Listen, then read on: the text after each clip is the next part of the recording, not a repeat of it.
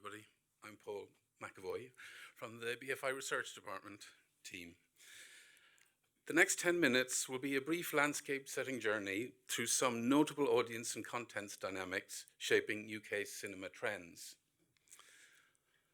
Way back in 1952, the shining star that was Lena Lamont in Singin' in the Rain, incidentally part of the BFI's upcoming musical season, proudly said of her movies, I do her accent, but I probably wouldn't do it very well.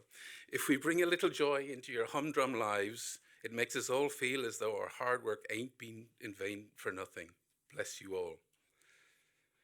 The cinema is still bringing joy to our humdrum lives. UK cinemas have just witnessed their strongest ever summer box office and has been much heralded. Last year's admissions reached a 50-year high. The box office winner for the year was Marvel's Avengers Endgame. But in the same year, the BAFTA award for Best Film went to Roma, a film with limited cinema release, made in black and white, in a foreign language, and about a family's maid. What does that say about the UK film and cinema audience and industry? These current box office success stories, and YouGov's numbers shown here, reinforce the fact that UK audiences continue to embrace the experience of the cinema, ranking second to eating out in how we like to spend our free time. Why has the UK, compared to many other markets, delivered such cinema-going resilience?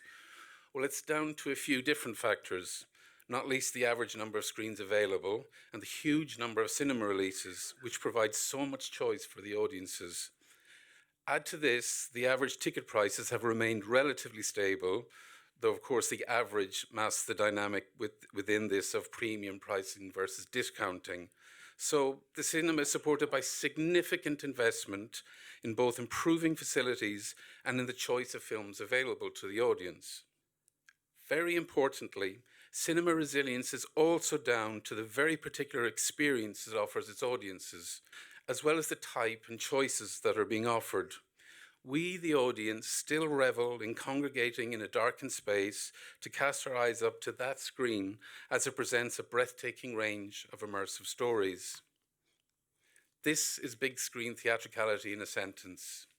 The only way studios can reliably make audiences leave the comfort of their own homes is by offering a spectacle that simply needs to be seen on a big screen, such as Avengers Endgame, or has such cultural relevance, audiences can't wait until the home entertainment release to catch up, such as Jordan Peele's allegorical horror film Us, or again, Avengers Endgame.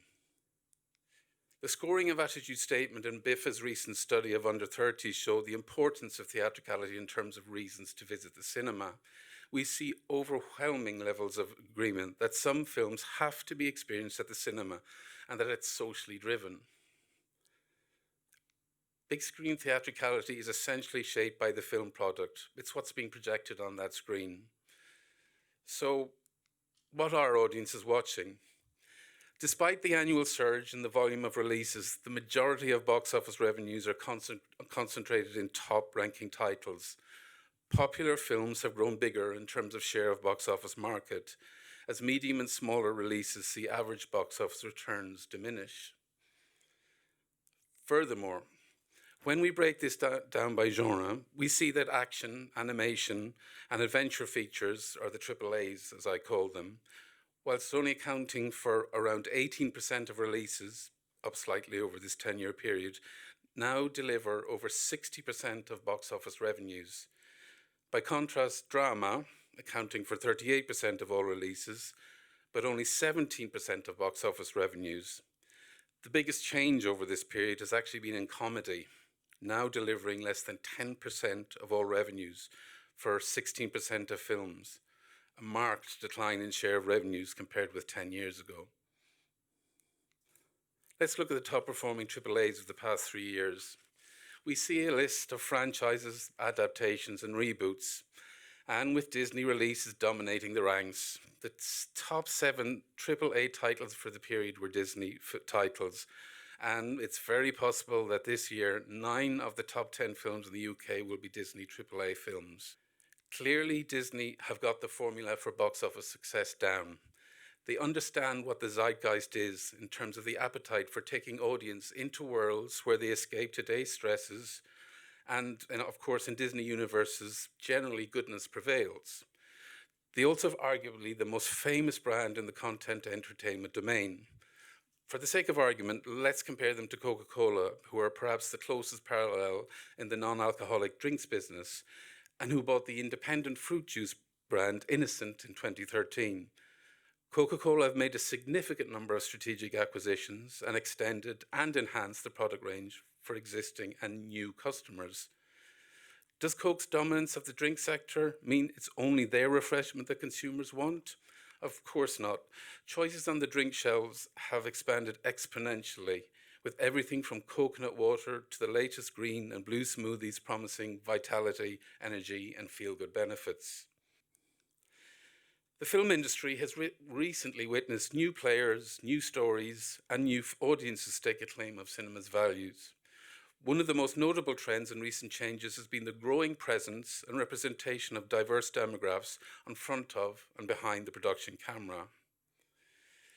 This poster wall shows just a fraction of the fresh, innovative, and specialist titles recently shown in the UK. We know that there's an audience for non-branded original films at the cinema. BFI's recent and as yet unpublished audience survey shows that half of cinema-going audiences are prepared to take a risk in going to films they don't know much about. We also learned from our survey that 40% of action-adventure film viewers have also watched independent films over the past 12 months. The question is, how these adventurous audiences can effectively and reliably be persuaded to explore good quality yet unfamiliar releases within the more brand-driven environment we have described. We also know from our own survey that our adventurous audiences use these channels here and methods on this chart when deciding what to view at the cinema. A deeper understanding of these audiences means original and specialized film promotion may be most effective by concentrating at these points of discovery, in the conversations and on the platforms where audiences make these choices as to what to view. To go back to product marketing, it's not just a question of being stocked on the shelf, it's making sure the customer sees the specialized as well as familiar brands on the shelf and understands the distinct benefits of those lesser known brands and why they are worthy of spending time as well as money. We can see this playing out in practice with two examples from 2018, Black Panther and The Favourite. They're two very different films in terms of origin, genre, and stories, but both are innovative, risky, and original. Box office returns were stellar. And beyond box office numbers, we have access to a tool which reveals how audiences judge their experience of these films and provides some insight as to why they bought the ticket. Google's movie review panel lets audiences judge film based on over 120 separate adjectival tags. And how did our two titles do? Well, based on a 4-quadrant big screen theatricality map, Black Panther's audiences tagged it strongly for memorable characters, for gorgeous visuals, uniqueness and freshness, and most importantly, as must-watch. The Favourite, meanwhile, gained multiple tags for innovation with votes for unique and imaginative and captivating, and yet again was judged a must-watch title. So, what have we learned? We've learned that cinema is booming, despite films being available on any platform and via any device. The cinema remains an essential element of the experience of films for most people, so we must ensure that a full range of films, not just blockbusters, continue to be available on the big screen. There is demand for niche and innovative products, the specialized films that engage us culturally and provide unique and memorable experiences. Ensuring continued plurality and content choice on the big screen can only come from understanding how to communicate the experiential benefits of the films and stories available in UK cinemas and being where audiences are in their film discovery journey. Thank you.